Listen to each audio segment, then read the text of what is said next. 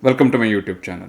This week we are going to discuss about Nifty 500, Nifty 50, the leading sectors, and the commodity cycle wherein we'll be watching over the macros and how it is affecting the overall market. Coming to Nifty 500 returns, this has been a volatile week and we are able to see that there have been two odd sessions, that is on 27th and 23rd, where we lost nearly around 5.5% of the total market value, and we had two good sessions in between in the midweek wherein we recovered nearly around 4%. So all in all, we had a negative returns over the week of minus 1.34, which is not a bad sign, but the angle of where the candlestick patterns are forming, this doesn't look great.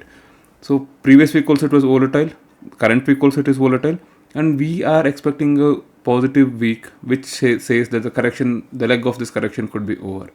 Until unless those things happen, it is very difficult to anticipate what is going to happen next. And especially during the war conditions where none of the macros hold, none of the technical scenarios hold, we are just hoping that a war will be coming to an end sooner than expected.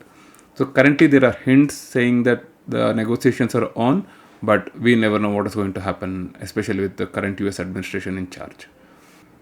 So moving on to Nifty 50, we see that trend continues. We are still in the pressure phase and we have seen a little bit of buying as well as a little bit of selling, and the levels remain the same, and I'm still waiting for the April 2025 low to hold on, and my investments will resume only at that level.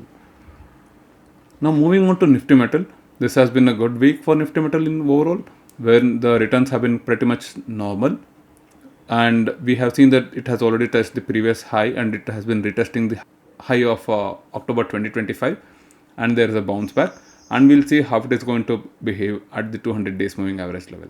Based on that, next investment actions will be taken up. Moving on to Nifty PSU Bank, as anticipated, the selling resumes, and we are seeing a little bit of pressure in Nifty PSU Bank, and we are expecting the high of June 2024 to be tested out, that is at the 200 days moving average level. Post that, we'll be taking the next investment calls based on the price action at this point. Moving on to Nifty Energy, Nifty Energy is still holding. We can see that the lows of Jan 2026 is still on hold, and there has been a little bit selling pressure, but it's not a significant one as such for now, and we are anticipating the next move to happen in Nifty Energy at this point. And there have been news of like hiking the petrol prices and other prices with respect to oil, and all these things should help us out to normalize the situation with respect to Nifty Energy, and we are still waiting for the lows of March 2025 to hold on, which will trigger us the next level of action with respect to Nifty Energy. We'll move on to the next macros, the markets with respect to US oil. We had seen a sharper correction in the week with respect to the US oil, but we have seen a bounce back strong with respect to US oil, wherein we are seeing the oil prices to spike up once more. If this situation continues, we are definitely going to see a sharper correction in Indian markets, which is not at all a good sign for us in overall hindsight. And we can see a long tail here in the bottom, where it shows that the buying is still in progress and selling is nowhere to be seen. As a result of this, we can expect the selling in Indian markets or Indian equities to continue. Moving on to the dollar index again, and there is a similar phase here. Dollar index, there is more of buying power here, which is visible, and we are not expecting this level of highs to break out.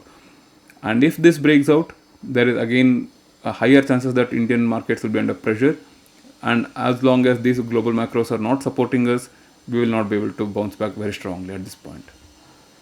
And the final point is the volatility index of the bond market in US, and this is continuing to rise up.